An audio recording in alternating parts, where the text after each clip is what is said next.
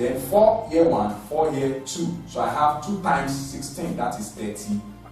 And I know that 32 is definitely what? 2 raised to the power 5.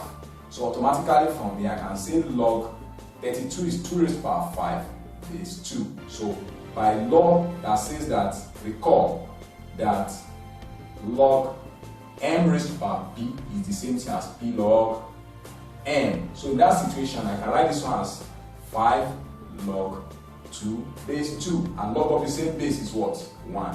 So definitely it will be 5 times 1, which is 5.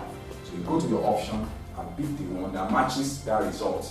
And we come here to pick option C, which matches the result. So the answer to question 39 is option C, which is 5. Let's take a look at question 40 and 41. I also extracted this question with a view to familiarizing you with the likely questions you are going to come across in the exam. And the essence is, so you solve these questions and you are already familiar with the question, so that when you are given or you are faced with the exam, men looking at these questions, they won't appear difficult, because you have solved series of those questions. So let's look at this. For example, the question says find x and y respectively in the subtraction above carried out in base 5. So information has been given to us that it is in base 5. 3 minus 4, that is impossible. So we need to borrow one from here and put here. So the one we are borrowing serves as the base of interest. The base is 5. So automatically the one we are borrowing from here, when it comes here, it becomes 5. 5 plus 3, 8. 8 minus 4, 4. So that one is satisfied. Meanwhile, this one will be left with 3. And you have base x. You have x. So 3 minus x and you have 4 shows that x is definitely will be greater. That's the common sense. Greater than 3. 3 minus this base, because if x is not greater than 3, if x is 3, 3 minus 3, you should have 0 here. And since you are not having 0, that means x is greater than 3. So, and if x is greater than 3, you cannot, 3 minus x will be impossible. That means you will need to borrow one from here and put here. And remember, this one is left with what? 3. So when you borrow one from here and put here, it serves as the base. That's 5. 5 plus 3, 8. 8 minus what will give us? 8 minus x gives us 4. Automatically, we do this mathematics. Simplify this. You have 8 minus 4 equals to x. Then that means 4 equals to x. X equals to 4. That means we have calculated our x. That's why you have this 4 here. Then the next one, this one that you have taken 1 away from becomes 1. So by the time you borrow 1 from 1 minus 3, impossible. So you need to borrow 1 from here. And that one serves as the base of interest, 5. So 5 plus 1, that's 6. 6 minus 3, 3. Then this one will be left with 3. 3 minus 1, 2. That means our y equals to 2. And since the question says that we should find x and y respectively, that means x, then y. That's the meaning of respectively. Then what's x? 4. What is our y? 2. So we have 4, 2. And that is C. 4, 2, that's C. The answer is C. Then the next one, this one says find P if 4, 5, 1 base 6 minus P base 7 equals to 305 base 6. If you look at this question closely, this one is in base 6 and this one is also in base 6. It's only just that you have in base 7. So what I need to do first is 4, 5, 1 base 6 minus P7 equals to 305 base 6. What I will do is that I will collect like terms. Let this one comes here and let this one comes here. So I have 4, 5, 1 base 6 minus 305 base 6 equals to P7. That's the first thing I will do. Then I can now solve this one by vertical method like this. So I have base 6, base 6.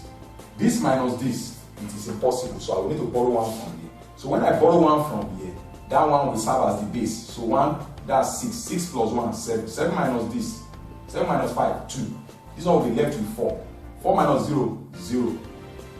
4 minus 0, 4. Sorry, 4. Then this one will be like 4 minus 3, 1. So I have 142 in base 6. So therefore, I'll have my P7 equals to 142 base 6. And the question asks me to find P. So and that our P is in what? Is in base 7. So what I will need to do is to divide this one by 7. So I have 142 divided by 7. Now, 140. 7 divided by 140, that's 20. That's 140. 7 in 140 is 20. So remainder 2. 7 in 20, that is 2. 14, remainder 6. 7 in 2, that is 0, remainder 2. Then I will count this one upwards. So I count this one upwards, definitely I'm going to have. Mind you, there is a kind of this is in base 7, while this one is in base 6. So it is not logical to divide directly like this, because, and the funniest part of the whole thing is that it's likely you have the answer there. Let's check. The answer is not there, so it really helps you. So what you're supposed to do in this situation is P7 equals to 142 base 6. If you are converting from one base, remember I said it that last time, from one base to another base, the first thing we need to do is to convert to base 10, because base 10 is the standard base. So I only resorted to this to see that if you pick this base 7, it's thank God for you that it's not in the option. But let's see, since we are interested in converting this one to base 7 and it's in base 6, if it is in base 10, we can just convert directly by dividing like this. This is base 10, but it is wrong. But in this situation, what you are meant to do is to convert this base 6 to base 10 first. So you have 0, 1, 2, just like the trend. 1 times the base raised to power the number on it 2 plus 4 times 6 raised to power the number on it 1 plus 6 times 2 times 6, then the raised to power the number on is 0. So this one will give us 36. 6 squared is 36, 37, 36 plus this one will give us 6 times 4, 24. 1 times this plus 2. So this plus this will give us 60. That's 62. So you have P7 equals to 62 base 10. You can still see 62 here. If you pick this one, it's also a wrong answer. Now we have P7 in base. P7 equals to 62 in base 10. So what we need to do from here is to now convert to what? Base 7. What? Can you see the trend? How we're able to move from here to this?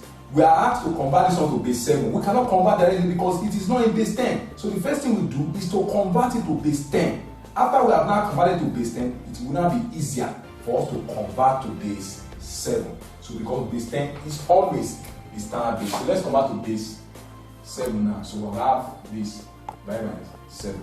So 7 in 62, that will give us 7 times 8 is 56. 7 times 9 is 63.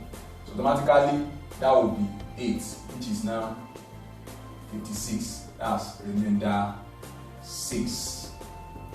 7 in 8, 1.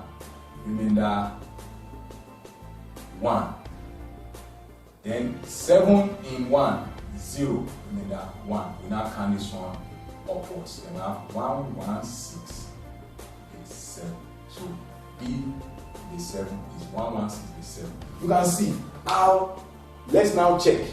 6, 1, 1, base 7. 1, 4, 2, base 7. 1, 1, 6, base 7. 62, base 7. You can see that this one is there. They even helped you. They would have put this one there for you and you pick it. That is wrong. Then this other one is also here. So if you don't know what you are doing, you pick this one, it will be wrong. So the final answer is 116 base 7.